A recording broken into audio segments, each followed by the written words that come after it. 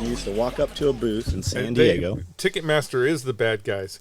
I used to walk up to a booth in San Diego right outside the sports arena, and for $12, I could see anyone. Yep. Do you remember when the drummer of Def Leppard had 2 arms?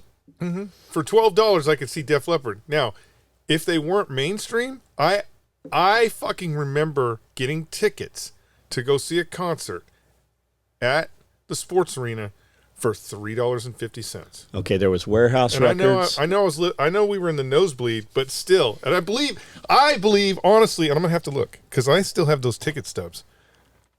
I think it was Van Halen. Yeah, I think I went and saw Van Halen for $3.50. Jump. Now, the difference between now and then was if it was a real big venue or a real big concert, you had to go to the Ticketmaster booth and you had to stand in line for fucking 2 days in order to get your it was just tickets. like when they released the new thing for Christmas, the Cabbage Patch Kids or whatever. You'd be out there for fucking 3 days trying to get Tickle Me Elmo. You had to stand in line. Do you remember? So there was Warehouse Records and Tower Records. Yep. And whenever the big band, like Iron Maiden was there, right? Yep. In its sports arena in San Diego. By midnight, they were at the fucking Tower Records signing records. Signing records. Like you could go and see them dudes. You didn't have to buy the bullshit T-shirt. Like you could actually, like those dudes were there and present. You could fucking see them. They'd sign your shit. They were signing titties, like until fucking 3, 4 in the morning. Yeah, it was fucking. Those were the good days. But yeah, Ticketmaster is evil. That's why we pay $700 for. Now they're tied with Airbnb. They're just doing the all-in pricing. I don't think that they're actually tied with them, but all online companies are just trying to. It's almost like hidden wording. Dude, the way to see one of those concerts, like unless you just want to go to the concert and duck in and duck out, the way to do it is a private booth, a box, and then they'll bring the food in and shit. Like your food will be delivered. You can pick what food you want. They'll have like a buffet, or you can order, or you can step out of there and go to one of the places and get the food you want. But like we went and saw Linkin Park, Avenged Sevenfold. There was somebody else. There was like, dude, we saw 4 or 5 fucking bands, and it was awesome. Like we were right there. Billy Birdsell was working for, I think he was working for Remington. So Remington held this box, and he had invited James, and I took myself and Colin and the kids, and we went and saw. Dude, it was fucking awesome. Like we were right there. You could see the band. You knew all those Linkin Park songs. It was a fucking good time. I was just looking at concerts. There's like 6 New Kids on the Block is going to be here. We can go see them. Okay, I'll go see them. I bet it'll be a good time. Are you kidding? I was just looking at concerts. There's like 5 bands that I've been listening to lately that I'm like, you know what? I really want to go see them. Who? I can't even think of their names. There's Sleep Token. Sleep Token. Yeah, Sleep Token. Do you know that band? I've never heard of it. It's like a new metal band. Fawn. What is it? Have you heard of Kevin Gates? I have not. Have you heard of the 2 Live Crew? No. Were you here when he did that? Oh, 2 Live Crew, yeah. So I had asked who did I want? I wanted some band. I don't remember who it was. And we ended up talking to this dude Tyrone out of Atlanta. He's cool as fuck. And he's like, "Hey, I can get you 2 Live Crew for another $5,000. 2 Live Crew will be here." And I'm like, "Oh, that's fucking pretty cool. We should do that." And like 6 months later, Babyhead's like, I said something, and he goes, "Oh yeah, well, have you heard of the 2 Live Crew?" 2 Live Crew. Oh, so who are you talking about? 2 Live Crew is what he meant.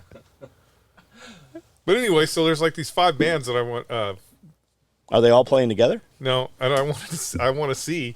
And I saw I go on Ticket. I go on, I'm like, where are they playing? God damn, none of them are playing in the United States. It's all Europe. I was actually thinking of flying to Poland just to go see one band. Poland would be pretty badass. You'd probably have a good time in Poland. That's what I was thinking. I was thinking that Poland might be a place to go see a heavy metal band. Did you watch that video on the Ukraine drones and the combat? Pretty fucking wild, huh? Was that all on your radar? Yeah. Here's the problem with anything that comes out of. Okay, I don't want to say problem. Again, the Ukrainians are having great success with a lot of our technology, but you cannot forget that Ukraine is a former communist bloc country, and they run everything in the same manner that they would as if they were still Soviets. So the only news that you get out of Ukraine is good news, Right. because they want to hide all the bad news. Well, that was Grand Thumb. That was a Grand Thumb video. He had two dudes Yeah. on in the United States, it seemed. The problem with I mean, drones are, here's the thing about drones. They are a viable weapon system that we as a country, as American forces are not taking serious enough, because I think it has to do with the fact that we started drone warfare, right? And our drones are big. And so we're not really thinking in perspective of what is going on in the rest of the world, because we think somehow our technology is better than everybody else's. But in factuality, while drones can be used decisively, they are not the thing that's going to make or break the war in Ukraine. You know, the reality is they're flying around dropping mortars and grenades on people. Correct. Yeah. Well, that sounds cool, but the Russians are also firing 20,000 artillery shells every day. Yeah, and That those makes a toe difference. popper Yeah. fucking things, those That's- landmines and shit. That makes the difference. So not the a trenches, they were saying the trenches are cut zigzag, right? Uh-huh. How far till it zigs and zags? Like how far? I thought it's a machine cutting these things in. drone. Well, the Russians have, which means the Ukrainians probably do too. The Russians have a truck that'll do. It's a crazy amount of trench line a day that it'll cut. It's miles. But they also have, so I don't know about the Ukrainians, because the Ukrainians are trying to Europeanize or Americanize their military. And so they're not doing it the same way that the Russians are. But the Russians will cut trench, and then when the Russians attack, and they take over another trench line, they actually have what we would call alpine or engineers that follow those guys. And so they immediately get in the trenches and they improve everything that's in the trench, because that's what's going to protect you from artillery and all that other shit. So they do have vehicles that do it, but they also have guys that are in there with fucking shovels. And as far as I know, that's 90% of what the Ukrainians are doing is fucking shovels. So Could you imagine that? I found it interesting too. He was talking about like when they move the conscripts around in the tree lines and stuff. He's like, you have the first dude has an old night vision, and the rest of them, when you're looking at them through thermal, you've got like 20 guys all stacked up with each on their shoulders, just hand on shoulder. Yeah. And he's like, it's fucking shooting ducks. It's a shooting alley. It is, but then again, the truth of fighting the Russians is it's always been like that.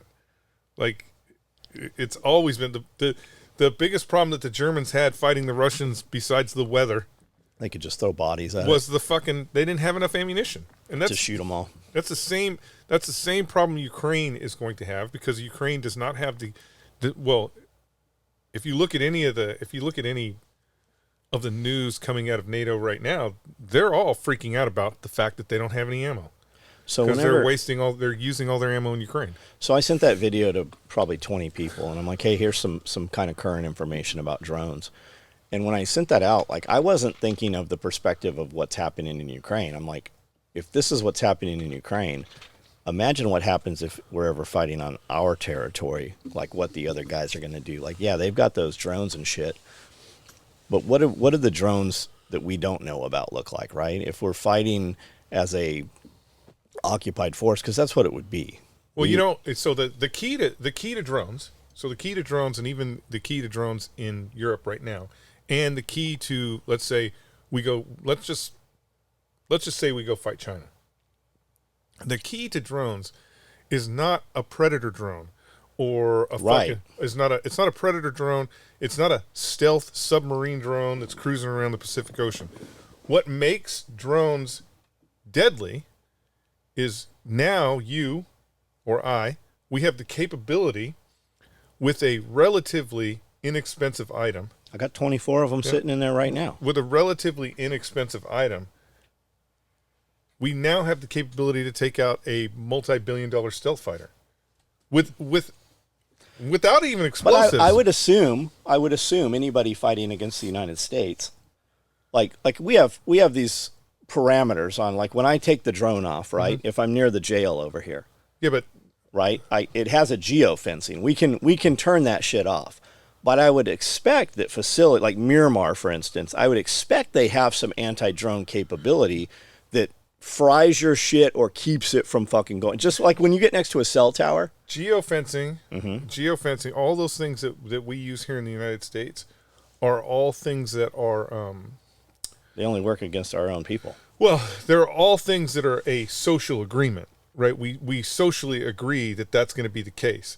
You could jailbreak a drone and fly it into the jail. Absolutely. You know It's only the DJI drones that have that but shit on meaning them. you could there are things that But you I could would do think with a that drone there is you a can't. more active countermeasure that scrambles the fucking signal. Countermeasures are weak as shit. Because like when I fly up here, like there's a bunch of buzzards on the cell tower. When I get close to the cell tower, my shit disconnects. Like I've actually lost fucking access to my drone. That's not okay, that's nothing that is active. Well, it's the radio signals fucking interfering with my Yeah, controller signal. it's nothing that's active. It's the fact that the cell tower is pushing out so much energy. Correct. That's what overrides the weak signal that's But coming from your I would drone. assume at Miramar, for instance, that we have some capability if needed. We could power up some array. No. You don't think so? No, they don't. They have systems. So, like the Marine Corps has a system that they have on the back of one of their fucking doom buggies. They have systems that work in that manner, right? That they do have systems. But remember, whenever you power up a jamming system, It jams everything. it jams everything. So, for example, there are places in Ukraine. Where the drones are completely non-functional because of the jamming signals that both the Ukrainians and the Russians are using. You're probably not sending radio signals either. But that kills everything, right? So it kills everything. So to a certain extent, it's almost useless. The reality is, and I personally do not know why they haven't figured this out or are not working on it. Maybe they are, and it's a big secret. But the reality is, all drones put off a signal. Even the Raptor puts off a signal. So there's a signal that's going to a satellite that's going to the. You can identify those signals. We can locate those signals.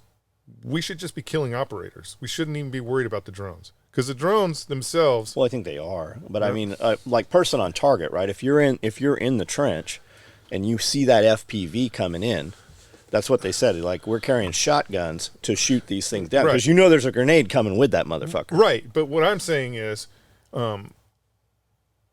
especially after 20 years after the 20 years in Iraq, and some of the technology that's come out of there just for IEDs, is you have an FPV that so 90% of the time this is what happens. They throw a drone up in the air to identify where troops are, right? Yep. So you got this drone up there. Or where the artillery or whatever. Whatever it is that they want to drop a grenade on. They use this drone to identify. Or to even identify where your fucking fire's going to adjust. And then they send another drone to attack whatever it is they see. That's how you get all these videos. Okay, well now you have two signals. Incoming signals. Identify those signals. Find the location where the signal's coming from. And blow it up. I would Fuck assume. The drone. I would expect that technology is there. Nobody's doing it. Even the shit I see from DARPA. DARPA's got this fucking crazy ass Humvee that. DARPA has this crazy ass Humvee that when it detects a drone, it shoots up this fucking rocket, and then another fucking drone flies out of it and attacks the drone. You're spending millions of dollars to kill the thing that is not the thing that's important. The thing that's important is the dude doing. Is the fucking 20-year-old doing the DJI. That's the important person to kill. Well, you kill enough of them and the fucking drones become useless. So we had drone pilot like the Predator drones and shit, right? Those are controlled out of Colorado, Mojave Desert, fucking Las Vegas. Correct. On the other side of the fucking world. But even that, if you think from an American perspective, all right? You think from an American perspective, let's say you're China and you've taken over Taiwan and you're flying drones out of Taiwan that attack Hawaii, right? They're attacking Hawaii with these drones. Shooting down the drone is a completely defensive operation, which means you're reliant on identifying the target, ensuring it's the right target, and hoping that your systems will take that target out of the sky. Whereas if you identify the signal and decide you're going to go on the offense, you attack the drone station where the operators are. That makes it harder for the enemy to operate those systems. Like you think about the Raptor, right? The thing about the Raptor is because it was operating out of the United States and because all the pilots were here in the United States, it operated under a no-threat environment, right? I mean, yes, of course, they were slow and a Russian aircraft could dump fuel all over it or do some dumb shit to it. But still, that's really we've been operating those things for 20 years in a no-threat environment. Imagine if a fucking missile. You're only 5 years away from buying one at a fucking Imagine at if a flea market. Imagine if a missile hit such and such Air Force base where the trailer is, where those guys are at. Oh, fuck yeah. That would have changed the whole operational absolutely. perspective of how that happens. And so that with drones, in order to be successful, we have to go on the offense. And the reason why I say that is because, Ukrainians are learning. In the war in Ukraine, this is a learning opportunity for the United States. They're using DJIs. They're using them pretty basic. Like they're just flying and dropping. You've got dudes in China right now that are controlling 10,000 drones and making dragons in the sky and shit. Oh, yeah. You know what I'm saying?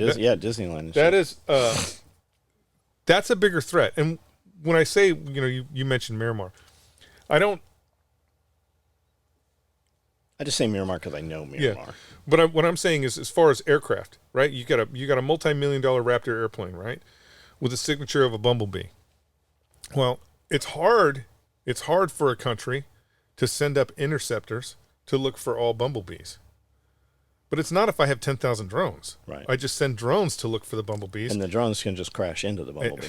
That drone has to do is fly into the intake of that aircraft, and you've just taken a fucking multi-billion-dollar aircraft out of the sky. And it'll be a hell of a lot harder for a Raptor to detect a drone than for the drone to detect the Raptor. Right. Once it's in its visual acuity where the Raptor can see. Or where the drone can see. It'll be a hell of a lot harder for the Raptor to detect it, which means it'll be a hell of a lot harder for the Raptor to do anything about it. Because really, all the drone has to do is a math problem, figure out where that aircraft is flying to, and just stay there. And he's going to fly into it, intercept right? it. So bird strike that shit. So are they shooting these drones down? Are they using like duck hunting guns? Because that's obviously better for shooting, distance. They're using all kinds of crazy shit. Me personally, watching the videos now that maybe the suicide drones that the Russians have are slower. Dude, FPV drones are pretty fucking quick. That's why they only fly for a few minutes usually. But watching the videos, like the videos of what the Ukrainians are doing, I don't even see how a shotgun's effective. They're dropping the payloads well outside of the range of fucking. Well, a lot of the FPV drones are just coming in kamikaze. They're not. They're like they're losing the drone with the ordnance. They're just crashing the drone. In that perspective, because that's the way the Russians are. Theirs is a kamikaze drone. In that perspective, then maybe the shotgun is a. So my question was from worthy. the point of troops carrying the shotgun, building some way to carry the shotgun. Because the first thing I thought, what's that little shotgun you have?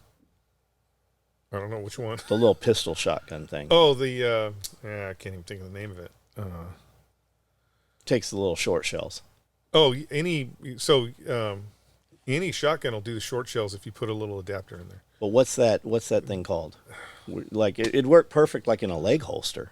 Yeah, it would. It's useless against a drone, though. I mean, obviously you want a longer barrel with some. It would be very bigger useless payload behind it, right? Your drone would be too close. So they're not carrying like fucking Benelli bird guns with the no. barrel and shit. The reality is there's some stupid. They bought a bunch of Turkish shotguns that we throw away here. Yeah, they said this dude said like the video I sent said they're just carrying like an old Mossberg 500 with them. I mean, that would work. But they're not using an 18-inch barrel, right? The longer the barrel, the better. The better it is, but they're not. Especially in a trench. The interesting question would actually not be what shotguns they're carrying or what ammo they're carrying. The interesting question would be what success rate they have, right? I'm just gonna assume. I'm just gonna assume, because propaganda is propaganda, that the success rate of them shooting a drone down with a shotgun is fucking terrible. Because we do it here in the United States. We put drones up at ranges and let people shoot all kinds of shit at those drones. And you know what they don't do? They don't hit the fucking drones. So because they're just simply out of range. No, it's this. If you think about it, right? Let's just put things in perspective. I'm in the threat of combat. Right? I'm in the threat of real violence, of somebody running across the field and shooting me in the face. I have all my fucking equipment and a drone that is going 45 miles an hour off to my left. By the time I hear it, I have to get my shotgun. I have to identify that fucking drone and engage it. I bet the success rate on them shooting down drones with shotguns is fucking terrible.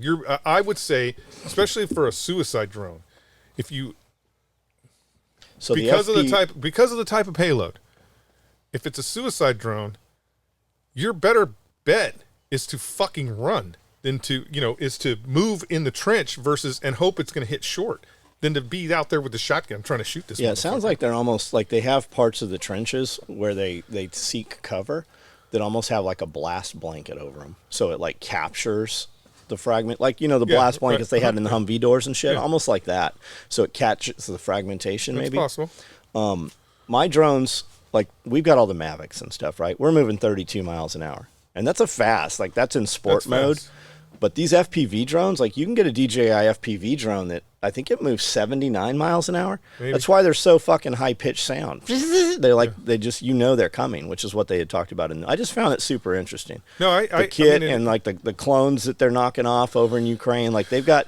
Like you always heard about like the bomb builders over in the Middle East, and that's how I picture those shops. Like Standrich brought in a bomb vest that was confiscated in Israel. John Standrich brought this vest in, and I'm like, holy shit, like dude, it was super nice. I'm like, who fucking built this? It looked like it came out of Eagle or somewhere, right?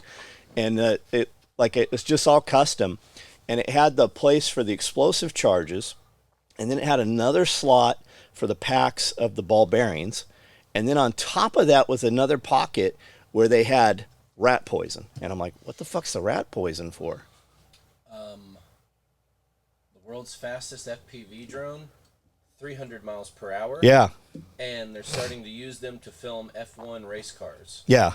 Yeah, fucking crazy. But man. I mean, but what's the flight average? time? But I mean, for a FPV drone that you and I are buying, what's the average? Because they're 60.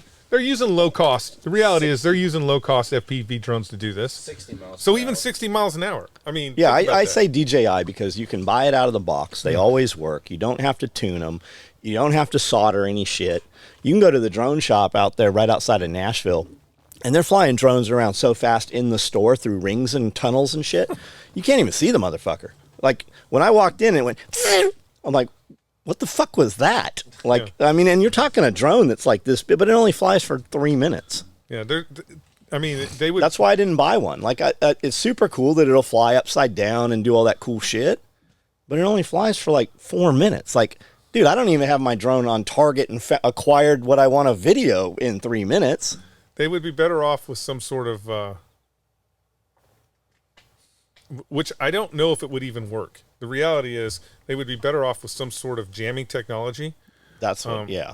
That would drop them out of the air. That would just sit on the ground, and then whenever you heard the motherfucker, you could turn it on and hope that it just went off in a different direction. Well, it just has to disconnect the two. Yes, it's just got to disconnect the bird from the controller. Yes. So that's what happens to mine. Like I'll get too far out of range, which legally you're supposed to always be within sight. They've got all this bullshit regulations in the United States here, but it'll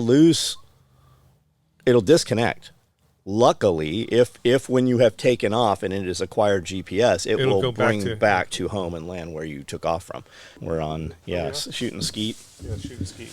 Yeah, plus the ARC, like he was saying. They have the little R2D2 things and the automated throwers and all that. That'd be cool. Shit. Hey, Northrop Grumman, why don't you just make little mini R2D2s 5.56 that they could have out in their trenches, and when these drones come in, it just shoots them down. Well, I mean, why don't they just do like a phalanx like they have on the fucking ships? That's what I'm saying. I mean, they shoot down Airbus fucking passenger planes just fine. One. Why not everybody just have a net gun?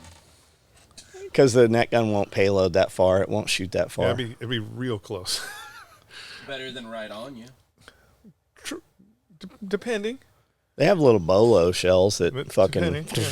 They should make a round that's like buckshot, but even crazier. That just... No, they should have a small missile system that will fly 2 miles that identifies the fucking signal and goes to its last known point and fucking blows up. That's what they should do. Is make it hard for dudes out in the field to operate those systems. But right now they're operating those systems. They're operating those systems unabated. There's no threat. But all you'd have to do is I can take it off from the parking lot. As soon as I take off, I start walking the opposite direction. I can fly the opposite direction, but move, and I just need to move fucking 100 yards away. Because the entire time you're walking 100 yards away, the entire time you're walking, you're right. It's connected. I got you. You're talking to the fucking drone. I got That's you. the problem with the mini drones, right? The Raptor would be a little harder because it's using a fucking uplink from a satellite. So you would have to identify the uplink and the downlink in order to hit it. But so those big huge tractors that they use that run on GPS, right? It runs a row. Mm-hmm. Our buddy, when they're in the middle of the night when they're out there cutting and harvesting and shit, he'll sleep for 10 minutes. Mm-hmm. He'll set a timer. It'll run for 10 minutes.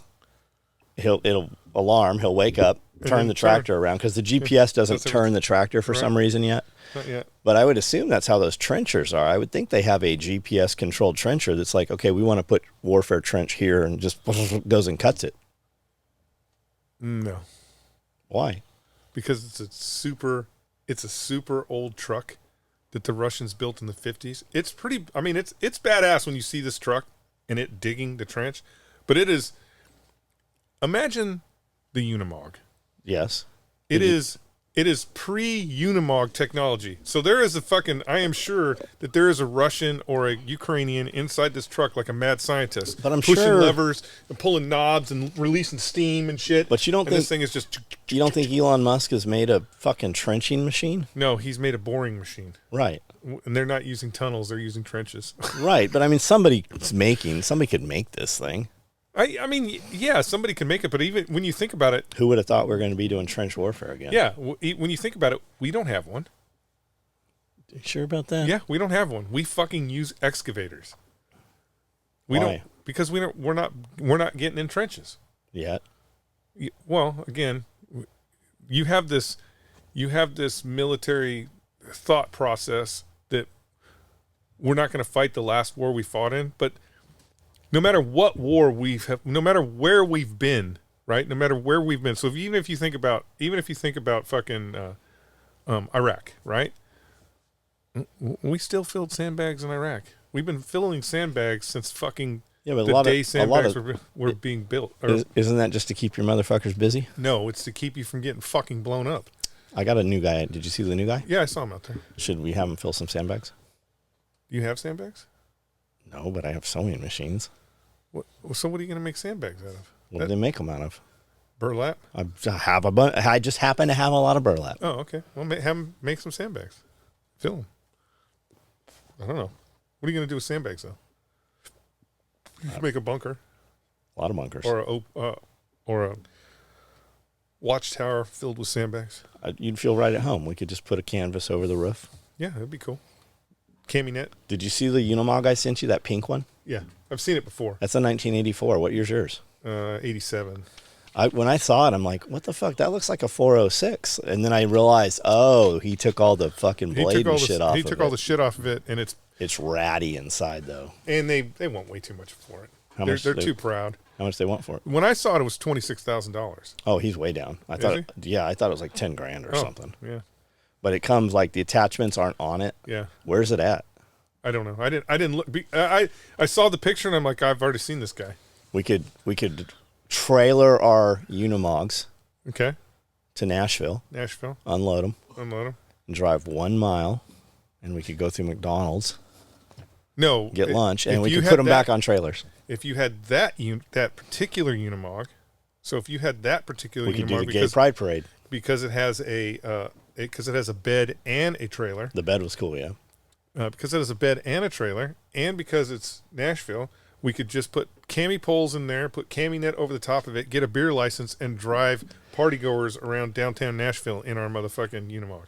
And people would pay us to do it. Like the deuce and a half. There's a dude. I know.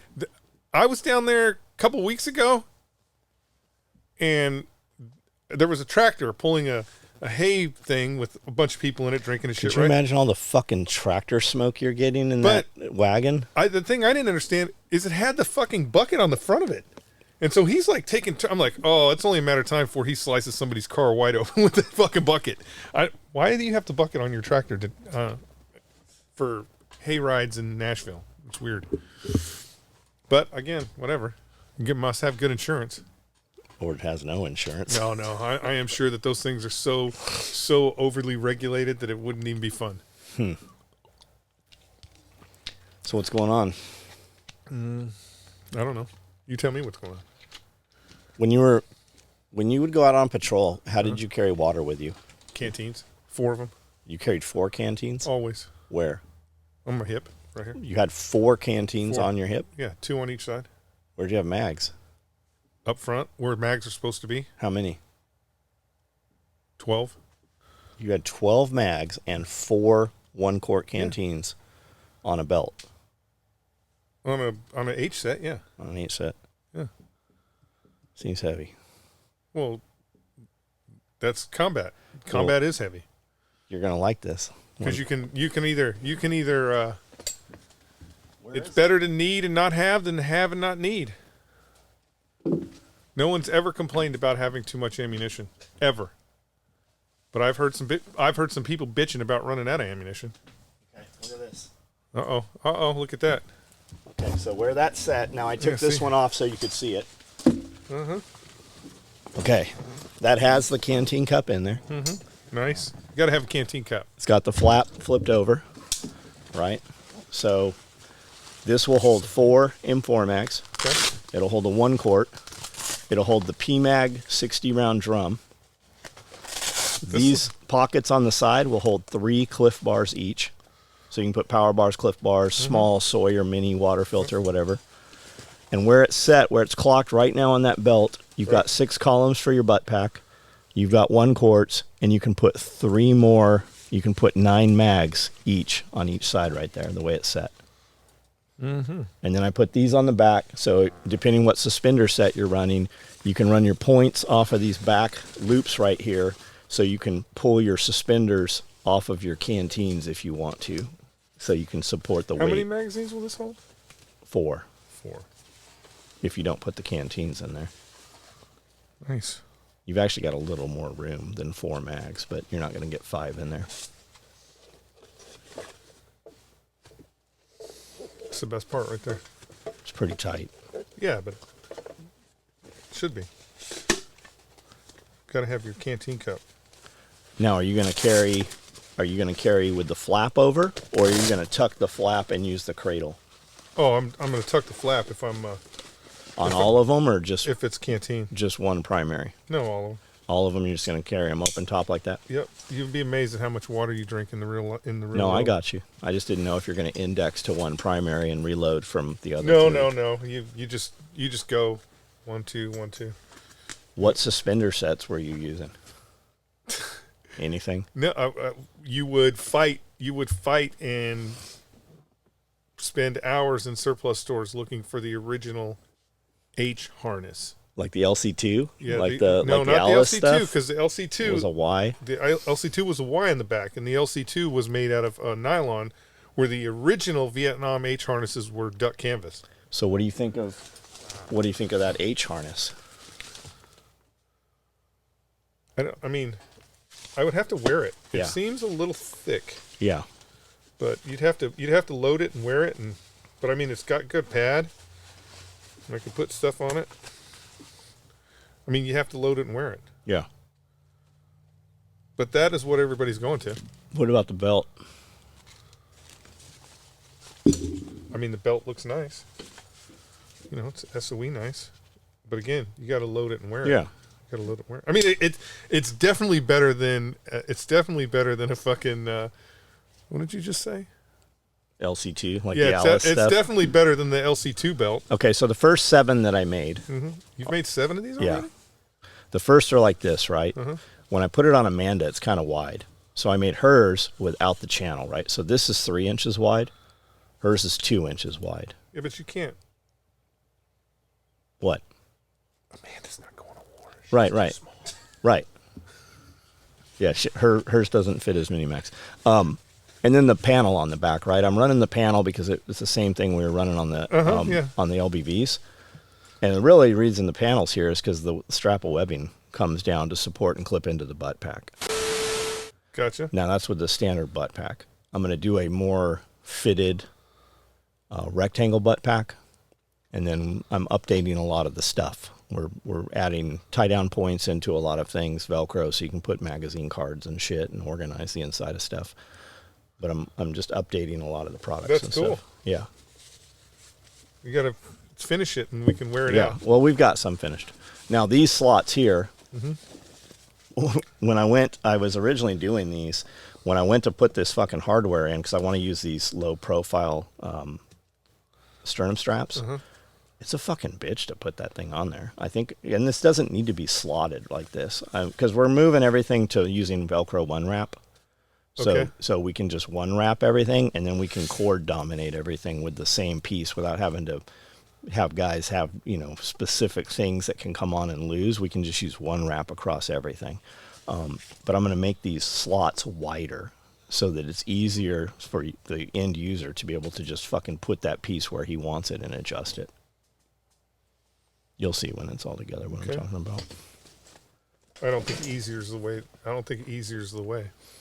Like what comes to mind, because you're going to lose the parts. Yeah, because easier also means easier to come out. Correct. However, And how many Marines did you have out there that didn't have a fucking 550 with them when they needed it? no, I get you, but Yeah. when you have a piece of kit that's working Correct. right, and then you got to fucking stitch it back together with some bullshit. Well, that's just it. We're not going to have to stitch it anymore. It's going to be, we're going to be able to just, here's your stuff. When you buy this product, here are all the pieces that come with it. Right. Just like forever guys were, like when you looked at HSGI, right? Every fucking thing that HSGI made had fucking bungee across the front of it to compress, right? Right, compress. And the bungee, you had all this fucking exposed bungee, and it was just so much fucking bulk. When the reality of it is, the truth of it is that you didn't have to sew that tab and put that fucking grommet there so the dude could put bungee, because you can just run bungee right through here, across the fucking front, right to the other one. You can put bungee on anything that has fucking pals on the back of it. True. You just have to fucking educate them that they can do it. Show it to them. Yeah, you just got to show it to them. Rather than having a fucking drawstring, like all the, you remember all those mesh vests with the zipper? They all had those fucking big ass mag pouches with that fucking giant elastic across there. Oh, and yeah, elastic always fucking failed. The That elastic was always the failed. failure point. Which is weird. Because I ran into a situation with your shit. I have a shotgun bandolier that Ranger Dave made back in fucking Oceanside. Yep. That he gave. And the elastic's fucking perfectly functional. He gave it to me, and I filled it with shotgun ammo. And then it ended up going into the rafters in Temecula. In the heat. Which means it had to been, 90% of the time above 100 degrees up there. Yep. And then moved out here, and I refound it. And I was like, oh, I really want to use this. And none of the fucking the elastic's all still good, even with the fact that it had been sitting all that time with the shotgun shells in it. So Yeah. I don't know. Maybe they were just using cheap elastic. Is there ever a situation where you would put on a shotgun bandolier? Oh yeah. You really would? Yeah. Like with 50 rounds? Yeah, 2 shotgun bandoliers. You would carry that? Yeah, there's always a situation for shotgun bandoliers. So what about a 40 mic bandolier? Never. Why? It's too heavy. Okay. I mean, I don't want to say it's too heavy. It's just in the wrong location. Okay. Right. Your 40 millimeter either needs to be in a dedicated vest, which didn't work very well, or on your belt. Is there any 40 mic ammo that you have to arm? No. It's all primer fired. Well, it's all distance armed, rotationally armed. So our 40 millimeter is rotationally armed. It takes a certain amount of revolutions for it to arm. So we have no concern about just putting a bunch of them in an open pouch. They're not going to detonate. There's no concern with it. No. So I mean, here's the thing. No one's going to do that. No one's going to do that because they're going to be like, I have these fucking grenades just bopping around, floating around in my. No one's going to do it. They're going to want an individual pouch for every grenade. we saw dudes. Even though it's armed rotation, it's not armed when it's sitting in your pouch. Correct. We saw dudes putting them in spent mag pouches. Maybe. I don't know. I never seen it. Everybody carried their shit in a fucking individual. Like I went when we left. So when I left the first time and I had the rifle platoon, they didn't have any 40 millimeter grenade pouches. Right. You got them all from Jack. So I went to Oceanside, found Jack, and Jack was like, hey, here's all the fucking. So all my guys had. I mean, the reality is they were all carrying 40 millimeter HEDP rounds, and I gave them all the pouches. What was the name of it. the Oceanside surplus store? I don't remember. It wasn't G.I. Joe's, right? And then the old lady, G.I. Joe's was downtown San Diego. G.I. Joe's had the basement. Yeah. And it was connected to the gun shop. Right. And they had like they had an operating table down there, and they had the fire suit and all that shit down there. Clint, years ago, Clint sent me an email, saw one of our videos, and he's like, yeah, I'm still at Oceanside. But the old lady that owned the place, she has to be gone by now. Is Jack still around? No, I think Jack is passed too. I think. I mean, because he was old when we were going to the swap meet and buying that shit. We were going to go to Nashville last weekend, and I looked up Nashville surplus stores, and there's like only 3 of them now, and they're all small. Like the biggest one's gone. Yeah, and it just closed. Surplus is kind of dying because we're not allowing taxpayers to use surplus anymore. We're just leaving it in foreign countries so our enemies can use it. I think that's what it is. I mean, it sure seems like it. What about U.S. Gov liquidations? They're still operating. It's just that I think what is happening is, again, back in the day when we were running around, you could get a fucking huge pallet of fucking surplus gear for $20.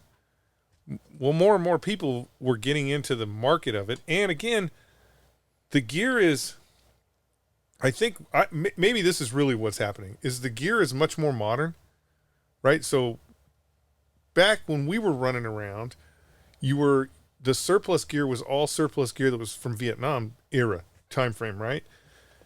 And now the surplus gear is more current inventory. Like the turnover is so high with the equipment. I mean, Jesus, in the last 10 years, the Marine Corps has gone through 6 different rucksacks. And that turnover is so high that I think it's created this artificial bubble, meaning you can look at a Mystery Ranch backpack. There could be Mystery Ranch backpacks on a pallet somewhere that their fucking government's just like, $20, take them. But because that backpack is still relevant, then that piece of surplus is now relevant at $800 or $10, versus if this was, if the Colonial Space Marines were out there killing aliens right now, and all the surplus from the Afghanistan war was being fucking put on the market, and you're like, ha, Mystery Ranch. That company doesn't even exist anymore. It wouldn't be $800. It'd be $20 because nobody would want it because they would want whatever the fucking Space Marines are using. You know what I'm saying? I think it's just that the surplus has caught up to modern times. As long as there's a market for it. Yeah, because like you think sleep systems, right? The military keeps changing the color of them and the fucking shape of them, but the sleep system, it's still a 3-component sleep system. So if you go out and get a 3-component sleep system, people still want top dollar for it when You could get a fucking cold weather sleeping bag from the Cold War days for $20. Yeah, but it weighs fucking 50 pounds. Nobody's carrying a full 3-piece sleep system, Right? Because they weigh too much. You know what I'm saying? Yeah. It's one of those things. It's like, Do you remember the buying? technology just. I remember seeing the 3-component sleep system, which was really 4 because it had the bag with it, for $69. Those days are gone. Like with inflation and shit. It's like they're $200 now. Yeah, Yeah. yeah. They're $200. And for $200, you can buy a much better sleeping bag from fucking REI. Remember the Wiggy system, or what's that? Snug Packs, Snug the Pack, European ones. Those are fucking badass too. Yeah, you can still even the place that we go to, AJ's. Mm-hmm. Is that AJ's? No, it's J&J. J&J. If you dig through. Beep that out. Don't let them know where we go. Oh yeah, you don't. No, go rescue as much surplus as you can from them. It's just melting. It's so sad. It is. It's just melting. It's so sad. Rescue as much as you can. But if you dig through their sleeping bag bin, you'll find Wiggies and shit like that because the SEALs use them. So those They nice make it bags back will show through, up. Yeah. We got a dude bringing in a bunch of surplus this weekend. I don't know what it's going to look like, but I'm already like in my head like, okay, I want this and I want this and I don't know why I fucking want it. It's gonna sit. Because it's gonna sit in a fucking box with the other 80. Yeah, but still, it's cool. I mean, I'm more excited. I am more excited about the dude bringing all the surplus shit than I am anything else this weekend. I'm 100% always. I'm always on the lookout, and I don't know why. Maybe it's just because it's nostalgia. But back in the '90s, the Rangers got a sleeping bag. It's a brown bag, and it's like the bags that we have It's now. just a little one that had like the little tint pop up on the head part, like the MPPS. This is just a fucking sleeping bag. I don't know the name of the company that made it, but it was a real. Like it would have been. I'll bet when the Rangers were getting it out on the civilian market, it was $1,000 sleeping bag. I mean, it's the brown. They were brown. They were nylon. I don't know what they were filled with. But Leo gave me one, and we were at that time. The Marine Corps was still using the green canvas sleeping bags, and he gave me one, and I'm like, "Oh, it's like the Marriott up in this motherfucker. It's the most luxurious sleeping bag there is."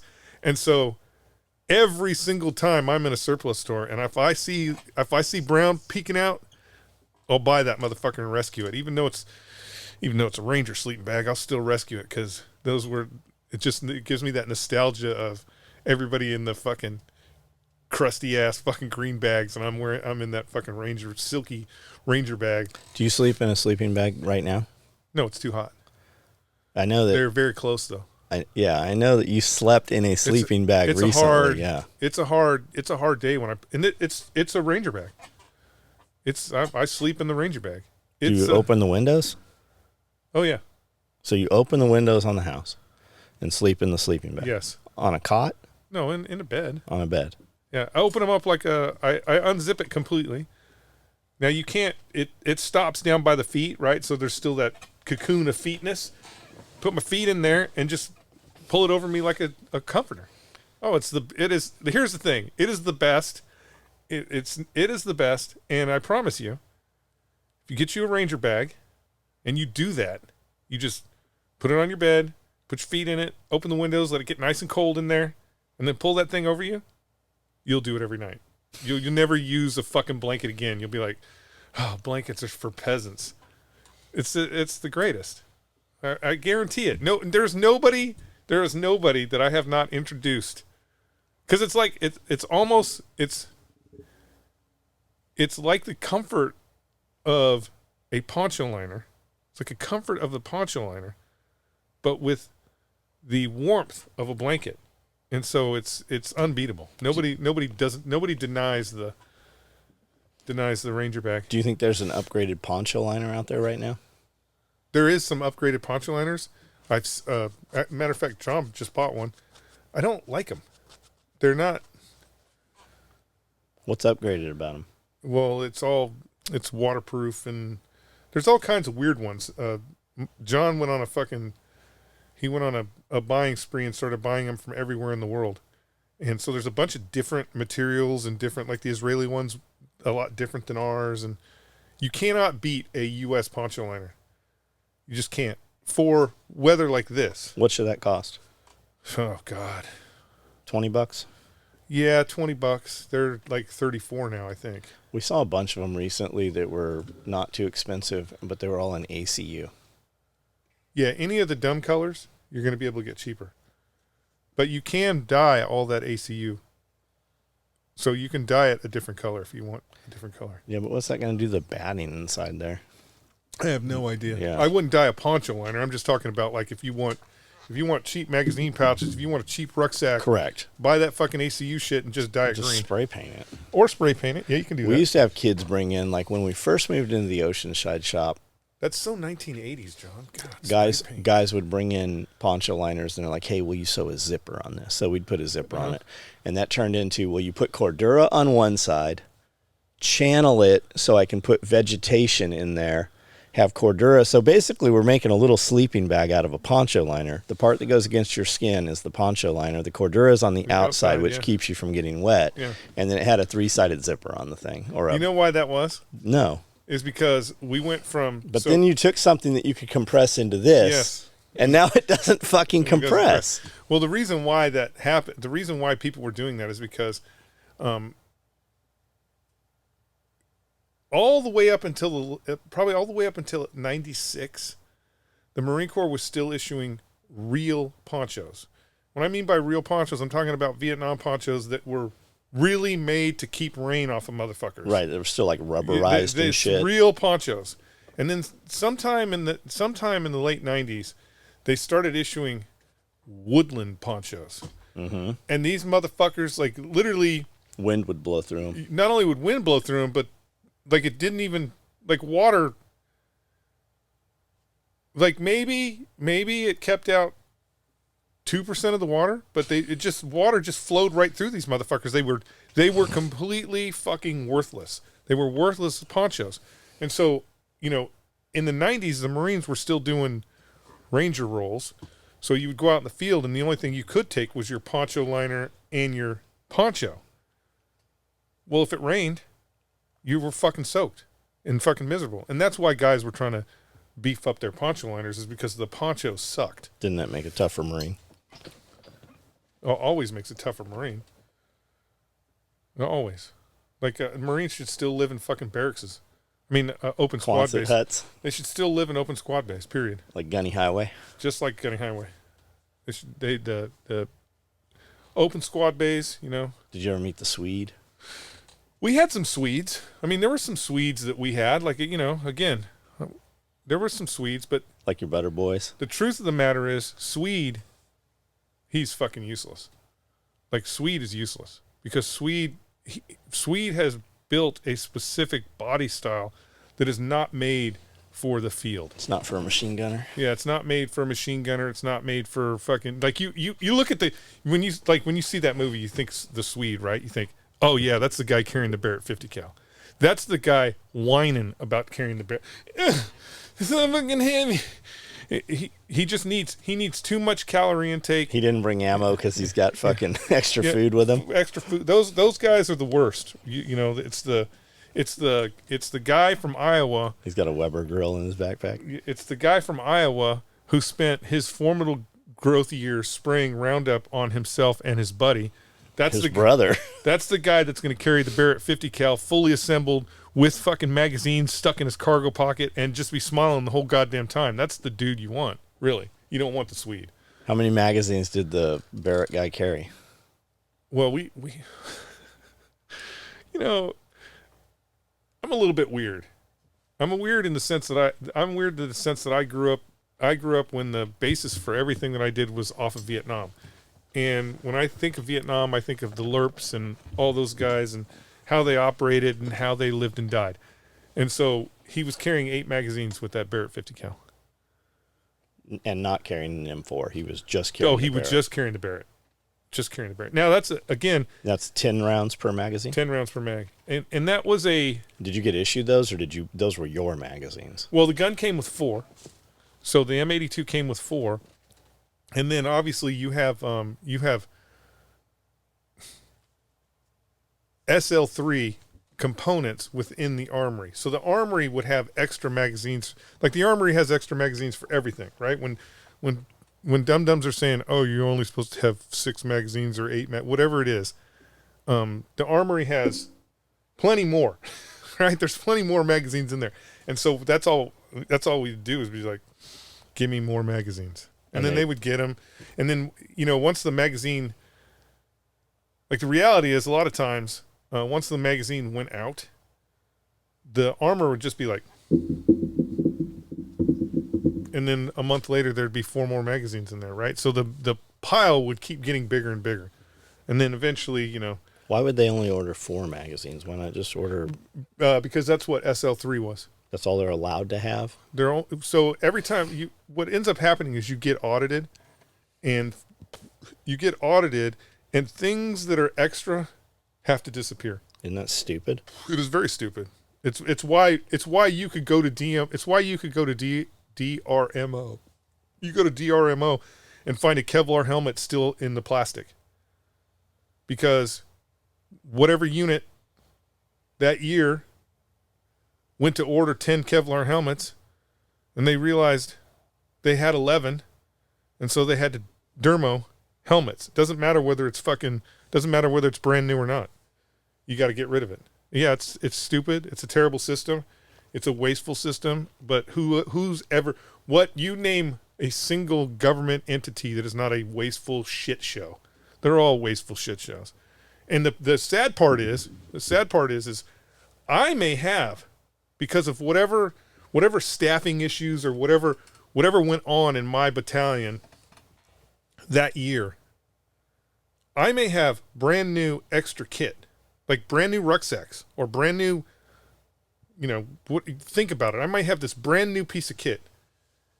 You just came off a fucking deployment, or let's say you just came out of Afghanistan where the fucking president told you had to leave all your shit behind. I can't give you my stuff. I have to dermo it. And you have to buy new shit. Almost like that's intentional. It is intentional. It's waste, fraud, and abuse. You can't steal. You can't steal from the American public if it's just pennies on the dollar. It has to be millions on the dollar, because then you don't have the capability to comprehend that they're fucking stealing all your fucking money.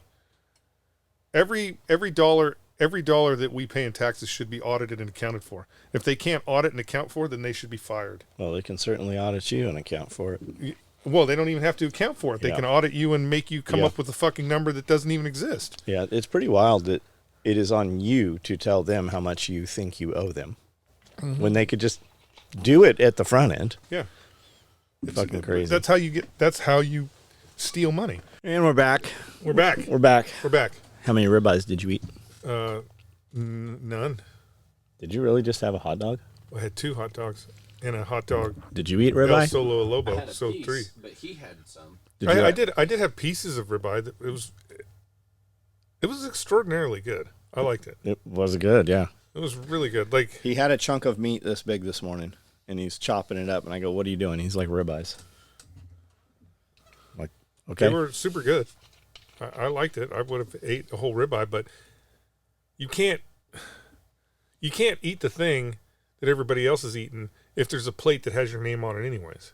You got to eat the other thing. I'm like, what's up with you dumbasses? Why did he make you hot dogs? I don't know why he made us well, hot I don't dogs. have hot dog. I'm like, it has your name on it right here. It says Jeff and Brandel I don't know why he made me hot sitting in a dogs. tree. Because, really, the 4th of July is the 4th of July and a baseball game is the only time you're supposed to eat hot dogs. They did have good grill marks on them. They were good. They did. I mean, they were, hot dogs. Vegan hot dogs. No way. There goes your sperm count. I mean, the reality is the only reason why I ate those hot dogs is because we had proof of life. From the girl? Yeah. Like, if there was no proof of life, I would have not ate one of his hot dogs. I don't know what her name is. Does it matter? I just call her Sky's sister. He introduces her to people as my sister while he has his hand on her ass. Well, I mean, This is my sister. This is the South. Makes a lot of sense with Sky. But yeah, the ribeyes were really good. Would it surprise you to Maybe a find little out salty. it really is his sister? Maybe a little salty, but they were really good. The hot dogs? No, the ribeye. That was granular salt. Yeah, but I mean, they were good. I would have ate a whole one if I. He harvested that salt. I actually looked at them and went, hot dogs are probably better. I'm going to have hot dogs. He brought back a trash can of salt water. From where? From the ocean. What ocean? Don't worry about it. And then he dissolved it. He let the water evaporate, and then he took the crystals that were left, and that's the salt that he used on the ribeyes. There's got to be a felony in there somewhere. Probably. There probably is a felony. It's probably a federal offense too. I guarantee you, Special Agent What's-Her-Name is writing that down in her diary right now. If you go in the ocean and drink any salt water, it's illegal. Yeah, there probably isn't it. Wait till she finds out we have a flamethrower. That's really going to... You have a flamethrower. Throw the radar up. That's really going to get the... I have 2 flamethrowers, but they're not as cool. Do you have them? They're on carts right there. They just burn beads with them and shit. Yeah. They run on propane. What's yours run on? Yours are way cooler. Way more useful. You can hear mine inside the building when I'm doing it. Like Amanda I'll be out here at sometime when she's asleep, and I'll start doing it, and she's like, "What the fuck are you doing?" It sounds like I don't know what it sounds. It's super loud. Like it will wake you up inside. Yeah. It's very loud. The propane coming out of there with that torch. Did you see what happened with the permanent government? No. Which time? What? With Joe Biden? What happened? So, I don't know if you were paying attention, but because of his... dementia? Parkinson's? Because of his lackluster... They did it on purpose. Everybody's turning on him? Let's just be clear. They did it on purpose. The Democratic Party put him up there on that stage. I mean, like, think about it. Push saline. Don't give him the real drugs. Like, think about it. The last election, they hit him in the basement. Okay, this election, they put him on the stage with Donald Trump. They knew exactly what was going to happen. And the whole purpose of making him look like a fucking imbecile was so that they could replace him. Yeah, who are they replacing him with? The whole purpose of them, the Democratic Party, was so they could replace him. And so they do this little sideshow where everybody's like, "Oh my God, he's got dementia or something. He's had dementia since 2019, guys. Since the beginning." And so they're all faking the funk. NBC, CNBC, all those fucking news outlets are like, "Oh my God, I can't believe it. We need to replace him. He's terrible. There's something wrong with him." Like they're pretending like this is some new information. They did that for 2 days. And then the deep state took over. And the deep state said, "No, he's going to be your nominee." And that's when all the senators, even fucking AOC, came out and they're like, "He's the best candidate to run for fucking president." They're going to fucking Tonkin Gulf his ass. The deep state they already have a fucking plan to get us into a goddamn war. And they're going to use his senility as the fucking... And you think they're going to suspend election? They have the reality is if you look at what's going on in this country and you look at what's going on in this government, Zelensky, they have the perfect patsy. Like they have the perfect patsy. He's in the White House right now. They'll just all come out the next day and be like, "Oh my God, I can't believe he pushed the button. You know, he must be senile."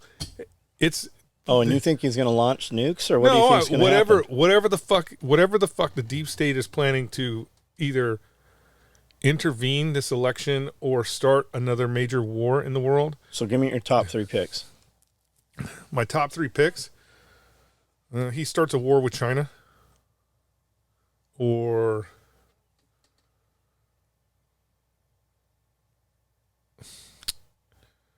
my thought is he starts a war with China, because escalating in Ukraine doesn't really do anything for them, because it becomes if we escalate the issue is if we escalate Ukraine, it really doesn't become a US problem, it becomes a fucking NATO problem. It becomes a French problem, becomes a German problem, becomes a Poland problem, and the only way it becomes a US problem is if NATO collapses. Then it becomes a us problem. But unfortunately, after seeing the lackluster fight that the Russians have, I don't think the Russians have the capability to collapse NATO. They have the capability of really making NATO look stupid, because that's what NATO looks like right now, very stupid. But to be able to collapse NATO, they don't have the capability. They just don't have it anymore. Maybe they never had it. So how does starting a war with China affect us? Because it becomes a war of attrition again. So you're talking about, Where will this war be fought? Pacific. It'll be the Pacific Theater. But the interesting thing about war today versus war in past is the Chinese actually have the capability of touching us. So they have the capability of touching us. Do they have an effective capability of touching us? I don't know. Because again, right? You don't really know what the their Chinese shit doesn't do. The Chinese are kind of in the same boat. The Chinese are kind of in the same boat that the Russians are in.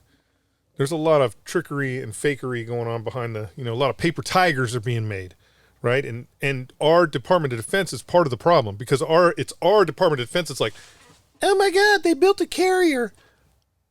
No, they didn't. They took a piece of shit Russian carrier from the 70s that was a casino and turned it into a carrier and are now trying to build an aircraft carrier that looks like one of ours. But the technology is not going to work. We have 11 carriers. It's not a threat. The reality, it's not a threat. So how does this affect the normal U.S. citizen? It just depends on if the Chinese have because again, if we go to does war, the Department of Defense, the question is, does the Department of Defense have the capability to fight a, let's just say 10-year war? Because they love long wars. We don't fight to win anymore. We fight to make money. So let's just say they're going to fight a 10-year war in the Pacific. Do they have the capability of doing that and not making the average American uncomfortable?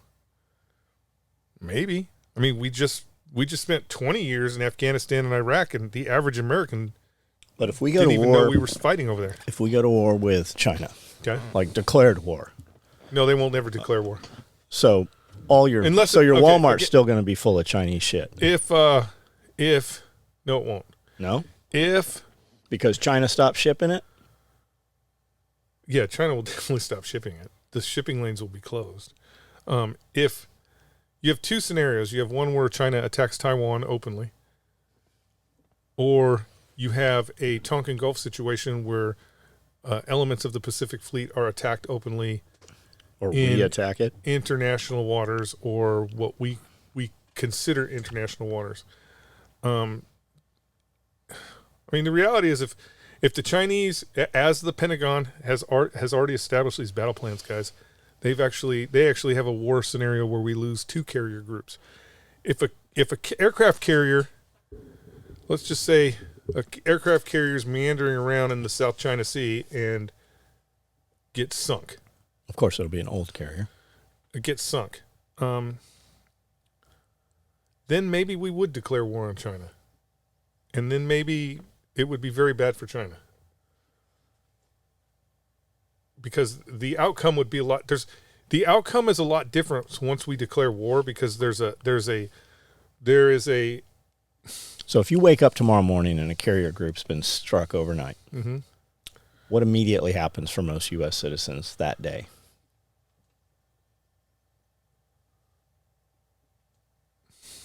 The day it happens, probably nothing, right? When do they start to feel it? They'll feel it within, my guess is because of the way the world works now, you're going to feel it under 24 hours. And what'll that be? Well, first off, all your cargo ships will be dead in the water. There's not going to be they're not going to let a single cargo ship that's from China enter a single port within the United States, because So all your bullshit's going to be so typically people go to Walmart. yeah, all your bullshit will stop. People go to Walmart, or they go to TJ Maxx, or they go to Pier 1 Imports, or Pier 1's out of business. But what amazed me when I realized it, when I was in these stores, when you're walking through, like I was in Walmart the other night, and I saw some people that we knew who they were at Walmart, and their shopping carts were full of stuff that they didn't need. They did not need to have it, right? There was nothing in there. Most of it was not stuff they were going to eat. It was just trinkets and household stuff, right? Mm-hmm.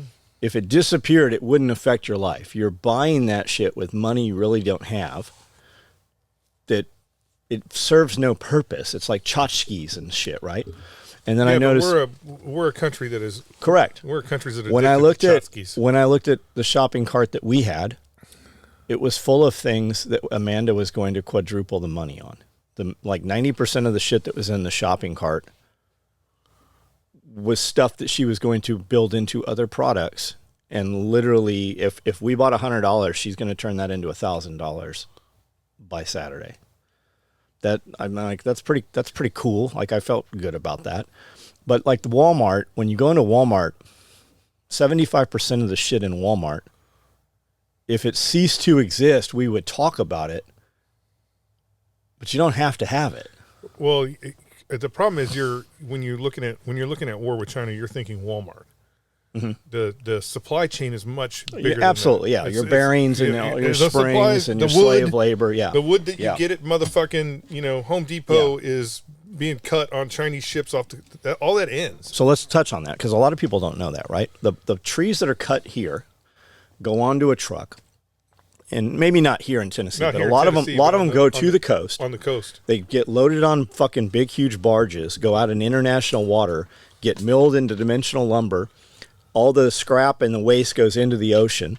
They kiln it right on the ship and bring it right back in and fucking push it into your Lowe's and Home Depot. Yeah. Like, same thing happens with processing pork and chicken and stuff. A lot of that stuff goes onto ships where there's literally slave labor on the ships. People have no idea about that. Good news, though, is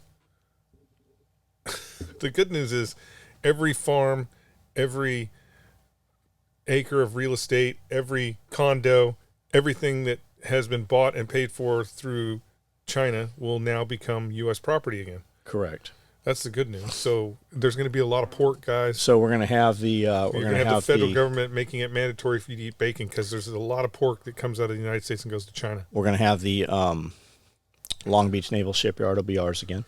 Yeah. The longest military runway in the United States will be ours again. I mean, the reality is, it's one of those things that it's a show game. Are they gonna export Chinese people?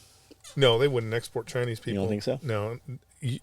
They're not gonna stand up camps again? Good news. You have a Democrat in the White House, so maybe they might make camps.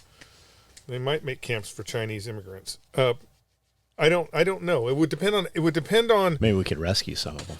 Well, it would depend on could run these sewing machines. Yeah. It would depend on there'll be no more $15 chest rigs on Amazon. Nope. It would depend on the level of espionage that actually happened. Back in World War II, espionage was kind of more of like a cool thing, and people did it all the time. Where we don't really, yes, I get it. There's fucking CIA operatives and people running around kind of doing espionages, but they're not blowing up railroad tracks or. They are right now. They're trying to. They just burnt some more railroad tracks down.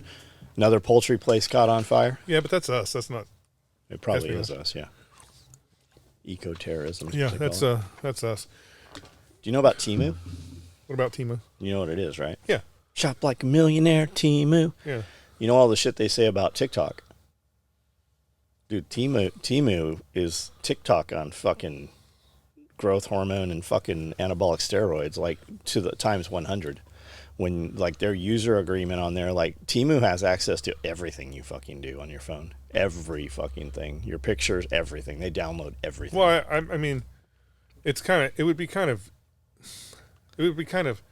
childish and naive of you to think that the minute you go onto an app and you're like, yes, I accept that they don't have access to all that shit anyway. Correct. I mean, the reality is correct. So the reality is you don't own any of this shit anymore. Temu spent, I don't know what the real numbers were. They were absolutely insane. Valuetainment did a whole thing with all the statistics on Temu, and when they popped up, they spent like $44 billion on ads for the Super Bowl and ad spend and shit, but they only made like $2 billion that year, but they spent $40 billion. Like the math does not at all fucking work on the Temu shit. Well, it does if you think about if you think about the model that they're going after, right? The eBay, what's the other one that everybody buys shit off? The Alibaba. But that's their own thing. Right, but it's the model that they're going after. So you have to, again, as you know. You have to spend money to make money. And if you can get Americans to buy your, truckload of trinkets, then you're going to make money eventually. So I don't know. We'll have to see how this plays out. But I do believe that the deep state is orchestrating something, and fucking Joe Biden is going to be standing there holding it, and everybody's going to be like, oh, well, it's just because he's got dementia. No different than the Department of Justice going, oh, he's a senile old man. We can't prosecute him for crimes that he has committed. And the deep state is not have the best interest of the United States. The deep state is wherever your puppet masters are. Not even that. Not even that. It's less nefarious. The deep state, the whole point of the deep state is to keep the deep state running. Mm-hmm. Right? It's like when people say that there should be all power corrupts, absolutely. That there should be limits on, that senators, and they should only be able to be there for 2 years or 4 years or whatever, 2 terms. The problem with that is, which most people don't understand, is the very corruption we have is the deep state of the deep state that is controlling those individuals anyways. When you limit the amount of time that those people are going to be in there, you actually increase the deep state, because now you have to have a bigger and more robust staff to ensure that when John takes his seat in the House, that he understands what the agenda for the deep state is. So it's a perpetual motion machine. The only thing the deep state cares about is continuing to be the deep state. So at what point do you think they'll try to suspend the Second Amendment and the First Amendment? Oh, right after whatever happens. Whatever happens. So what do you see happening? Like I foresee if a let's just say some incident happened where thousands of Americans were killed. Thousands of American servicemen were killed. Out of the United States. Yeah, somewhere outside of the United States. When I say 24 hours in effect, it would probably be less than that when your phone would stop working. That they would immediately shut all this off. Our government would immediately shut all this off, and the only thing that you would get on your phone is the emergency broadcast system. That's it. And they would be like, this is what's happening. Go to your goddamn local recruiting station, because guess what, bitches? You're going to war. Because that's what it's going to, the reality is we're already at a shortfall. So would you go? If they said they wanted old farts, of course I would go. I wouldn't even hesitate. If your kids' phones went off, would you advise your kids to go? No. What would you advise? Go to Canada. I don't know. There's no reason for you to go. I would go. What is it? I would go in tribute. You can have me. I mean, the problem is no matter what it is, it's not real. Yeah, it's to fucking weaken the United States. It's not really to weaken the United States. It's to shore up power within the United States. That's what the whole point of getting rid of Iran, getting rid of Russia, getting rid of, when we think of but whose phones do you think are going to go off? What do you mean? Our kids' phones are going to go off. It's not going to be weak little fucking kids that fucking shit in litter boxes. It's not going to be Joe Biden supporters that are getting fucking show up to the recruiting station. It's going to be. Fortunately, that's not correct. It's not correct because, again, when you think about the draft, right? The draft wasn't a problem. The draft was not a problem in the United States till they started taking those kids out of school. That's when it became a problem. It wasn't a problem until those college kids, those kids that you're talking about, the ones that are semi-protected because of their status, were being pulled out of school and sent to Vietnam. When we go to war with China, those kids are getting pulled out of school. And those kids that are shitting in litter boxes, they're going too, because guess what? This government doesn't give a fuck about those people. Like, they don't give a fuck. So you might be, on a C-130 rolling down a strip somewhere. You don't think there'd be people trying to get a hold of these politicians? With a motherfucker with cat ears on. You don't think there'd be people trying to get a hold of these politicians? Maybe. But again, they've surrounded fucking Washington, D.C. with 10,000 vetted National Guard troops. So all they have to do is martial law it. They're going to use war powers. They'll use the War Powers Act to martial law it. Places will be... Who's going to enforce the martial law? Whatever troops that have been segregated and put in place. That's going to be massive cities, though. No, it won't. It'll be so? specific. It will be specific locations, right? For instance. Well, again, wherever your local politicians are going to be hanging out, those places will be protected. But again, we don't have the troops necessary to put martial law on the entire country and go to war. The reality is, even if we fill all the billets that we have, and we're not going to war with China, we don't have enough troops to impose martial law within the United States. We never had enough troops. Correct. We never had enough troops in uniform to control Iraq or Afghanistan. Those countries are dinky compared to the United States. So most of the country is going to be fucking running around like fucking wild Indians. It will be up to your local officials to whether or not you are following the blackout rules, right? That's what it'll be. So again, I've said this before. I think it was a great move to move from where I lived to here, because even if the United States declared martial law tomorrow and we're shutting the country down, or you can't do that. Outside of, I'm probably not going to go to Nashville. It doesn't really affect me here, right? That's not going to affect me. Is the sheriff going to put up a fucking roadblock? Not around here, he's not. Hell no. I have neighbors. Right. I literally have like 4 sets of neighbors that I will leisurely go out and shoot my guns. Just shoot, and they will respond by going out and shooting their guns. Yeah. And then so I'll get a bigger gun. Yeah, there's lots of dudes with bulldozers. Yeah, I'll get a gun and I'll shoot louder. There's old boys with cannons and shit here. Yeah, and then they will shoot louder. There's a dude up the road with fucking howitzers. Yeah, I don't, martial law in Camden, Tennessee doesn't look anything like martial law in Los Angeles, right? Yeah. And even Los Angeles. Yeah, even when they tried that lockdown shit here, the sheriff's like, we ain't locking shit down. The chief of police was like, you can't be out after 10 o'clock. And James is like, hey, at 9:30 I will be leaving the shop and we will be driving to Walmart. And anybody wants to travel, right? So there was a couple of cops the first night, and they caught so much shit over it. People like, you better bring a fucking, you better. I know. I can't even surmount the idea where a police officer's like, you can't be out after 10 o'clock.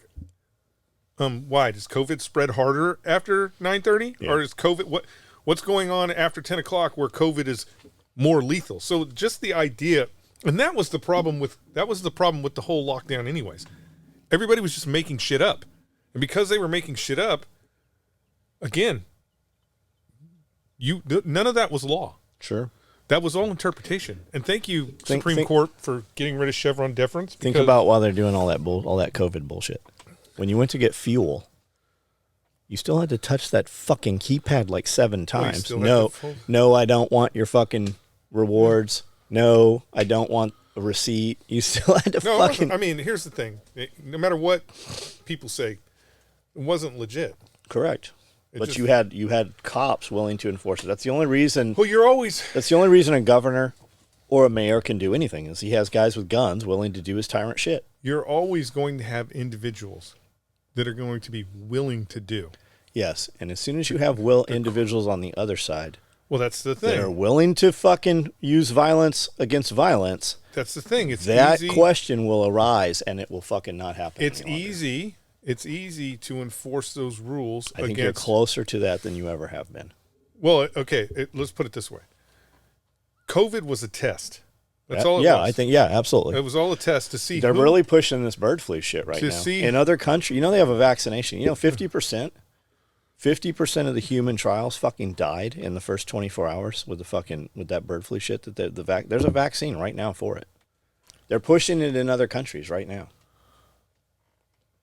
I just saw footage yesterday. I don't know where it was, and they were killed millions of birds. They said were fucking killed from the bird flu shit. Right. You looking it up? No. Did your phone just go off? Say stop talking about this. No, I thought it was. Hey, your flamethrower's here, but it wasn't that.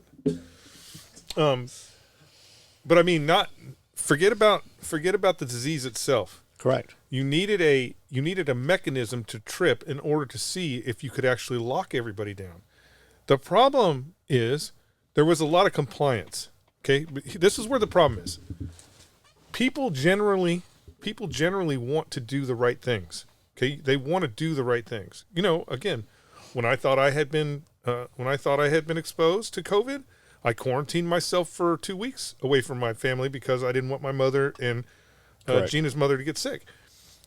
People generally want to do the right things. Okay, and so for the government to come out and do what it did, and then just keep going and keep going, the problem with what they did was there was so much bullshit. There was so much bullshit and false information that was involved that.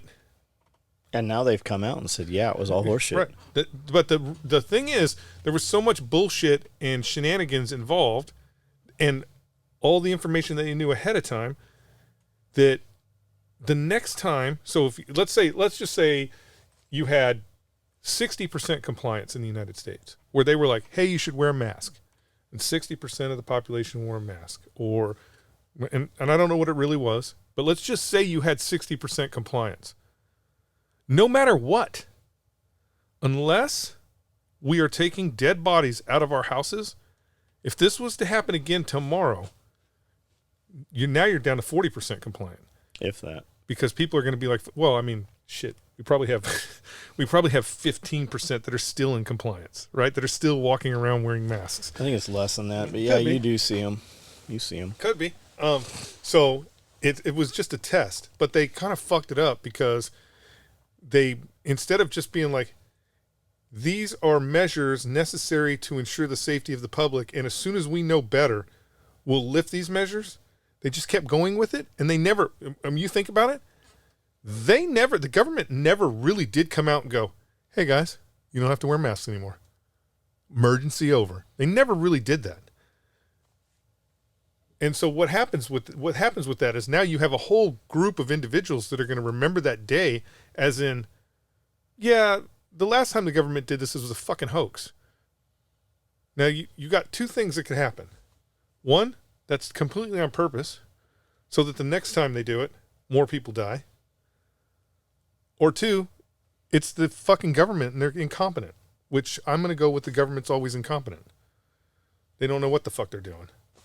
It just looked good, and people were grabbing at power because that's what they do. They grab at power, and they were trying to shore up what power they had, and that's why everybody was fucking flexing their muscles about who can lock down who the fastest. That's what I mean. You think about it. It was all the liberals. It was all the libtards that were like, lock them down. Don't let them go nowhere. Fuck them. Not only that, they said we need to put them in camps. Yeah. We need to eradicate them. Yeah. We need to take their kids away. Yeah, it's a disease of the unvaccinated. No, there's no such thing as a disease of the I unvaccinated. love the compilation, man. There's a compilation, and if you watch the whole thing, there's hundreds of them. So, and you see the newscaster. This is a disease of the unvaccinated. We need to re-educate them. We need to put them in camps, and then they die. It shows that it cuts off, and then it shows the same person while broadcasting live die on the television. So I mean, I don't know. It'll be interesting to see how any of it plays. So you think something's for sure coming? Well, I think that, in my opinion, because of the way they just threw Joe Biden under the way that, because remember, these are two different entities. It's two different entities. The Democratic Party, the DNC, threw Joe Biden under the bus because they want to replace him. Right. They want to bring in Mike or Gavin Newsom. Yeah, they want to replace him. They spent 3 days talking shit about him, and we have to replace him. Yeah. And then, overnight, all those fucking senators were coming out and going, he's the nominee, he's the guy, he's going to be the dude that runs.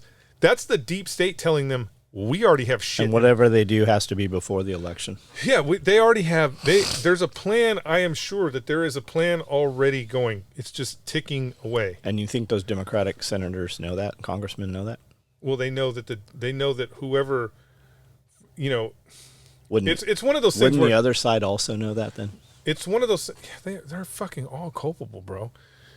It's So one where of do you those, think Trump's it's in? one of Do you those think things if when, Trump knew this, he wouldn't be out there speaking publicly about it?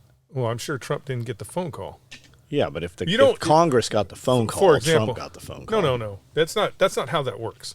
It doesn't work that way. It's not the director of the CIA going, all right, John, these are our plans. This is what we're going to do. We're getting ready to sink a carrier group off the coast over here, so the Chinese will attack and that the Japanese will reinforce, and we will end up fighting a land war in China for the next 20. That's not how it happens. How it happens is AOC gets a phone call. She gets a phone call from someone high up in the organization and says, hey, man, you know all that money you have? It's going to end. Back Joe. And so then she goes out and says, he's the primary candidate. She has no fucking clue. She's got her head so far up her ass. She has no idea what they're, and they wouldn't, the reality is they wouldn't fill in someone like that anyways. So yeah, she has no clue. She every single one of those, I guarantee you, every single one of those senators that came out and said Joe Biden's the guy got a phone call from a federal agency that probably has 3 letters in it. So what do you plan to do in the next 5 days, 10 days, 30 days? I'm going to cry a little bit because I'm sad. I don't know. I'm going to, in the next 10 days,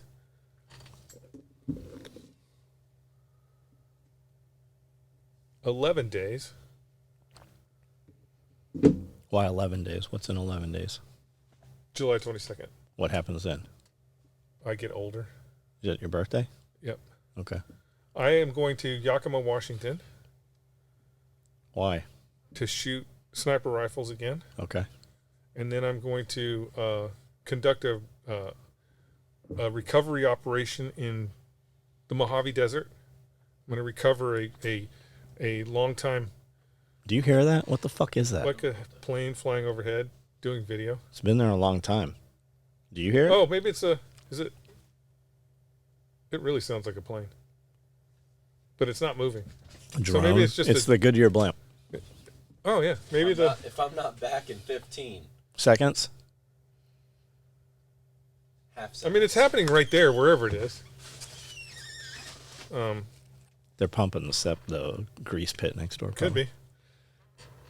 Where were we before we interrupted by Yakima, National Security? Washington, Yeah, I'm gonna Mojave Desert. Mojave Desert. I'm going to rescue an asset and then do a road trip back to Tennessee.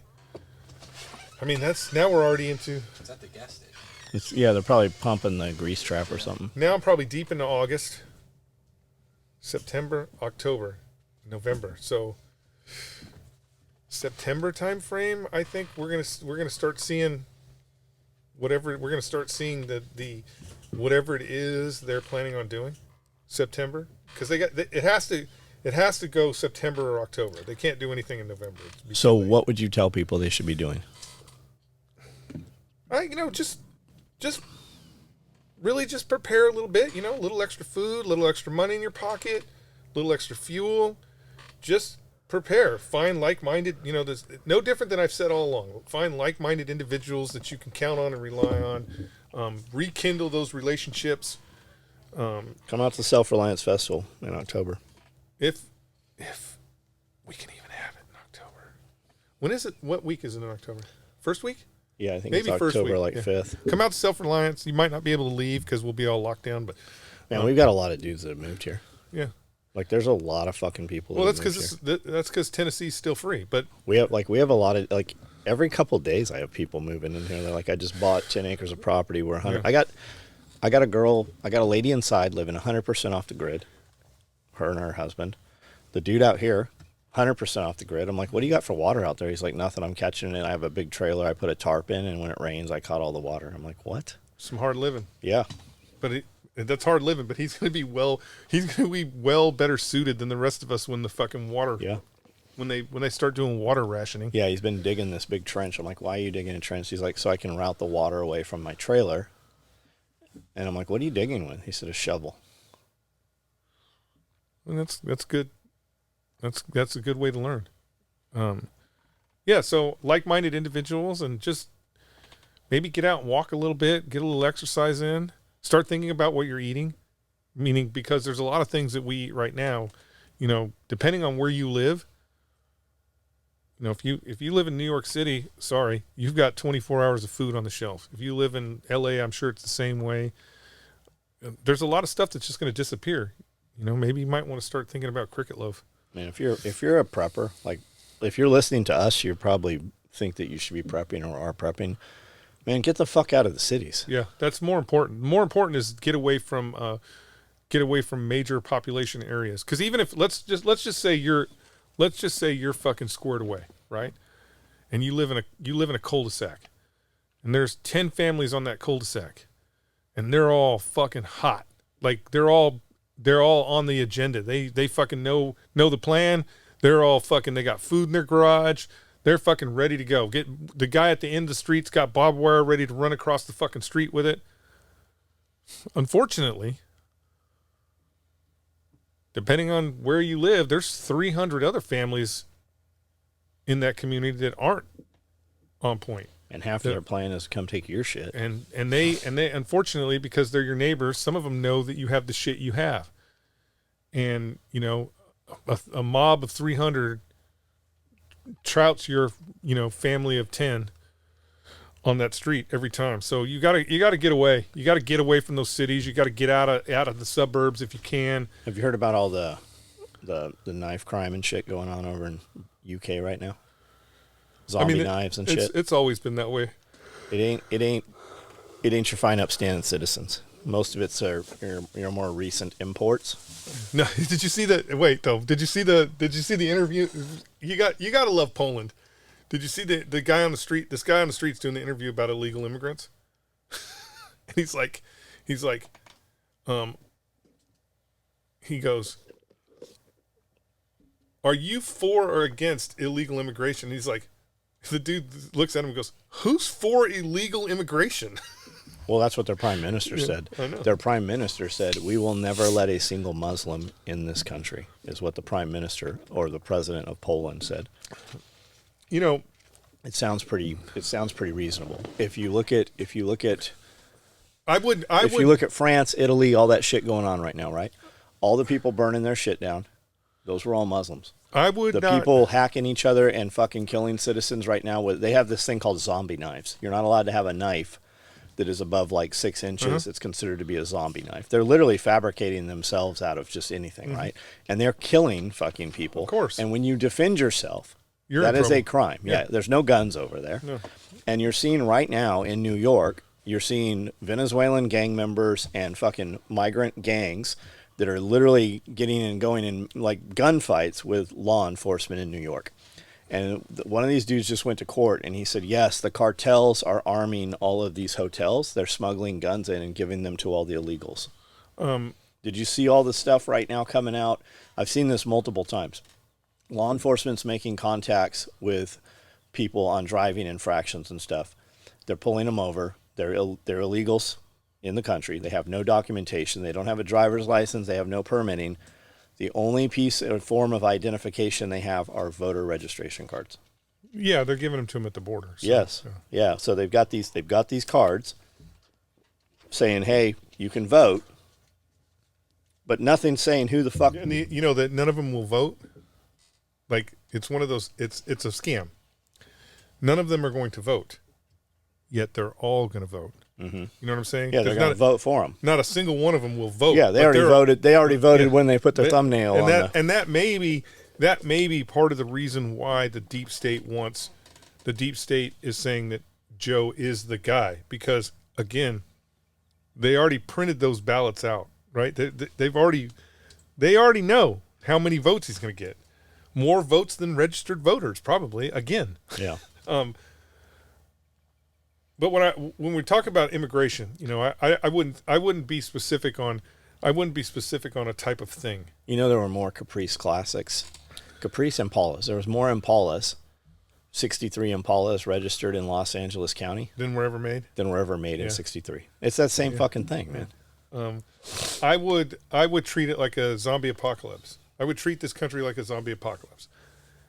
the only people that would be, if we are considering bringing people into the country, the only consideration that you should have for bringing them to the country is, what do you bring to the table? That's it. Sure. If you don't bring anything to the table, then I'm sorry, go back and figure out how to bring something to the table. We don't. The problem with most of these things, like when you think about Venezuelan immigrants coming here, fleeing Venezuela, you created that problem. That's your problem. It's not my problem. I didn't create that problem. I have my own problems here in the United States that are partially my fault for not being active in the political world. But that's your fault. I shouldn't have to pay for that. What do they call it? What is it, Project 25? Is that 2025, yeah. Project 2025? You read all those off. They seem pretty fucking reasonable.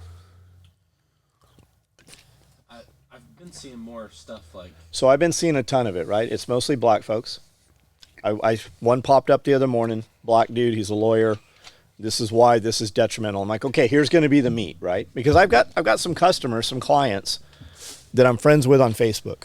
And just out of the blue, losing their fucking minds. And I'm like, I don't get it. Like, what are you talking about? This is going to be the end of the world. And how so? Like, Brandel read these off. I didn't hear anything in there that seemed unreasonable. What is the issue with this thing? Because I've watched probably 20 of these. They never get to the meat of it, how it is really bad for fucking black people. Because it's race baiting. That's all they're doing. Because, yeah. So how is it bad, Brandel? So there's other things that, like, this is just some of the things that they are saying in here. They're cutting Social Security more.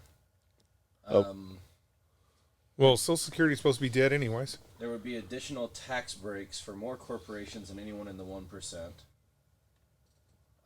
Higher paying taxes for middle class. This is all Democrat talking points. The raise of the retirement age goes to 70.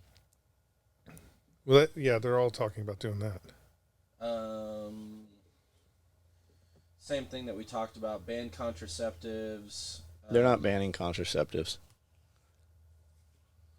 They would try to eliminate union workers, like sounds great. Protections. Like it's like that all sounds good to me. Cut Medicare. I don't get Medicare. End discounted school lunch programs. I mean, the crazy thing about everything he's talking about. You're not going to send your kids to school, Randall. But the crazy thing he's talking about, even from just think politically, think about the United States and what is going on in the United States. Everything he just mentioned is bullshit anyways. Yeah. That's not our problem. Yeah. It's not our problem. And it's actually all part of why we have the problem. And the reality is, if you look at our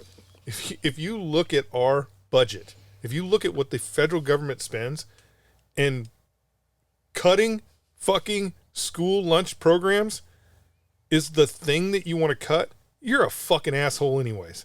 You're an asshole anyways. The reality is the percentage necessary to give all students free lunches, we wouldn't even notice. What was the video I sent you yesterday? The attorney, the black guy. The attorney. I don't know what the name of it was, but he's a race baiter. That's all that was. Yeah, it was. What was it called when you had to hire so many people that were not your race? What was that called? Affirmative action. Affirmative action. ESG. When they did away with it, because that's what he said. He goes, they're going to do away with it. They're going to do away with this like they did affirmative action and ESG. Well, fucking great. Because what he was talking about was you have a woman of color. And she was a real estate agent, and she sold a house and deposited $100,000 into her bank account. And the next day, she went to the bank and asked for $23,000 out. And they said, "Well, why do you need the money?" And they gave her a hassle, and she walked away. And she went to another branch the next day, and they did the same thing. Yeah. And she kind of threw a fit, and they called the police. Well, she wanted to sue, and this lawyer wanted to sue for her.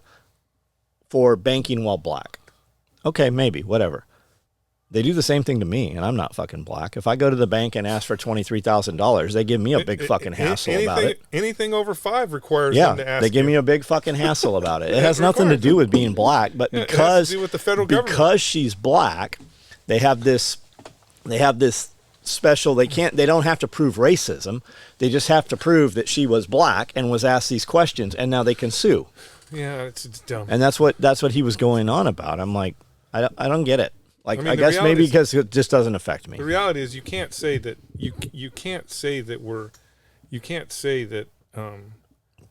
we're all equal, and then create a system where we're not all equal. The reality is, what was he complaining about? He started complaining about schools.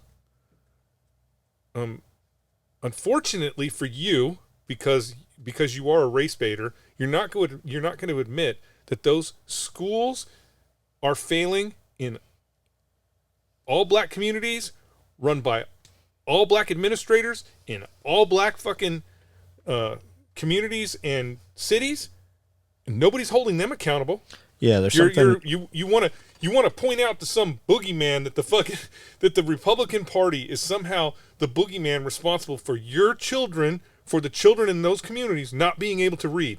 Yeah, everything he said was black. That is not. That's great. Until you are willing to take responsibility for your own communities and take responsibility for the way you handle those educators, it's not my problem. It's your problem. That's your pet project. You're a black guy, and black people are your interest, and these black kids can't read, and we need to educate these black kids and get them reading. More power to you. They can't read in Appalachia either. Well, the issue is this: they always, when you for this particular individual, what he's trying to do is he's trying to race bait and get people to go, oh, it's the white guy's fault that nobody in these school districts can read. Well, the first 10 minutes of his video was boogeyman. I have merchandise, buy my shirts.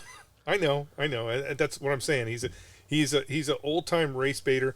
The issues that they have, just like you said, the issues that they have in those particular communities are not black issues. No, they're American issues. And until we all get together under one common goal and require these fucking politicians and these weak ass fucking administrators to do their goddamn jobs, we're always going to have the same problem. What you are doing is you are separating the herd so that it's easier for the puppet master to control what's going on, because all they have to do is go, it's not our fault, it's their fault. It's not my fault, it's their fault. It's bullshit. These are all American problems, and until we all unite under the fucking common goal of the Constitution and the American flag and fucking run all these fucking shills and race baiters out of this fucking country, where you're always going to have the same problems. Have you seen the thing in Mississippi going on right now? You had a bunch of people pull their kids out of school, out of city schools, and they put them they started their own school. And then they want to get funding for the school, but it's actually easier to annex and make themselves their own city.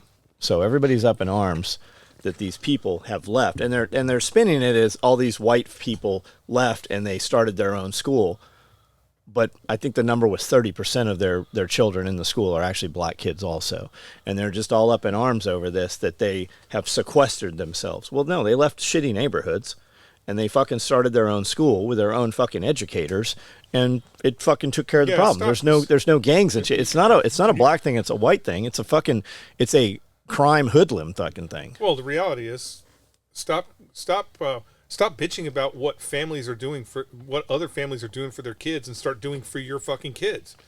People make sacrifices. My mom had to work 3 fucking jobs in order for us to live in the neighborhood that we lived in so I could go to a good school. I didn't know I was poor. Correct. I didn't. Correct. Because my mom worked her fucking ass off to make sure that we went to really good school. We lived in a good neighborhood with really good schools. Yeah. That's a sacrifice that she made. So stop rolling around. Yeah, Mom worked. Fucking, with your fucking $200 fingernail polish on and your fucking $500 fucking makeup and shit and iPhone, and then be like, why can't my kid go to just regular public school? That's bullshit. Yeah, you see them. Do better for your family. They're cruising around with all the windows. It's a trip when you see people with all their windows down. especially on a hot fucking day. You're like, that car had air conditioning in it. It's easier for gunplay. It's maybe, I don't know. Like mom worked at General Dynamics, fucking over 40 hours a week. And then she worked at a shopping mall and worked 2 different jobs at a shopping mall, right? So that we could stay where we lived in Tierra Santo there. Like mom worked all the fucking time. It's just what she did. Yeah, I mean, you have to take responsibility. You have to start locally, guys. It does you no good to fucking throw rocks at the fucking federal government. Start locally, change your local administrators, and hold those people accountable. If your school district is putting people out in the world that can't read and write and do math, you need to hold those people accountable. Well, it's fucking rid of them. It's even more so now. Like math is racist. Showing up to work on time is racist. Having people show up to class on time is racist now. Like, and who knows how much of that is, but I mean, that's the thing being amplified. But the whole, like, have you seen Matt Walsh's Who Is a Woman? No. Yeah, I have seen it. Okay, so I haven't seen it, but Rogan just had him on and did a 3-hour podcast about it. I listened to about the first 40, 50 minutes of that. And he said, all through history, there's been people that have thought that they were born the wrong sex, right? There's always been some of that. You even see it in the wildlife. Joe said, he said, you'll shoot this huge buck with a rack and it'll turn out to be a female deer, right? He said, but Matt Walsh said most of it is children. It's actually, it's contagious from other kids. Like the kids get it from other kids and it's put into them. Yeah, they're learning. And when you listen to, I can't remember his real name, but Thug Nasty is a UFC fighter. He was on Bet David and he's like, no, I'm not sending my kids to public school because I don't want my kids to be gay. I don't want my children to be gay. And he said when it used to be a kid would be like, I think I'm a girl. He's like, no, you're not a girl, you're a boy. And that's the end of it, right?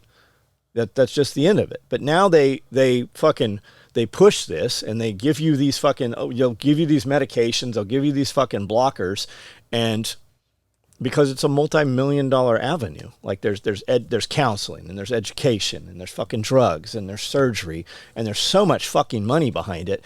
And he's like, not LeBron James, one of the fucking basketball players has a kid that's a trans kid, and he's like, yeah, I think my job as a parent is just to let my kid kind of grow up and see where he wants to go and then follow him. And Matt Walsh said, no, if I let my kid go where he was going to go and follow him, all my kids would have been dead at age 2. He's like, you have to fucking guide your children and teach your kids your values. And he said, all this gender fluid shit and all this gender bullshit, it's just contagious. It's just fucking contagious. And it comes from those schools and those educators. And unfortunately, it's not successful. No, and that's the number. That's what they tell you, right? Would you rather have your son become a girl, or would you rather have a dead child? Is what they tell you. And the numbers actually are that the suicide rates are actually much higher when they do pursue that avenue. Yeah, because it's always going to be a problem. Yes. Like it's always going to be a problem, and not because of other people, because that your even your very body, the very body that you live in, all those things, it's the reason why they have to take pills their entire life, is because your body is trying to reject what you were trying to do to it. Yeah. Period. Even if you have the surgery, the thing doesn't work. You have to fucking painfully stretch that out multiple times. It's absolutely fucking insane. So I mean, I don't know. I don't care. Like I don't care what somebody's doing on the other side of the fence, as long as they keep it on the other side of the fence. Yep. But when you are trying to publicly force an agenda, that's when I have to start caring about it. Somebody creeping? No, it's just wind. Somebody creeping. First it was a helicopter, now we got shadows on the door. There's going to be a violent explosion any second. Open your mouth, Brandel. Close your eyes. So you're going to let your kids go to government school? He didn't. That's true. You didn't even go to government school. I just quit before I could know it was government school. Yeah, that's what I'm saying. He didn't. I mean, who knows what the future holds? Yeah, there's going to be a war here soon anyways. There won't be no school. There probably won't be any school. Yeah, I was about to say, I don't think we'll see school go away. It'll be like Little House on the Prairie. They'll just be... Your kids will be in a factory somewhere making ordnance. I would probably homeschool mine just anyway.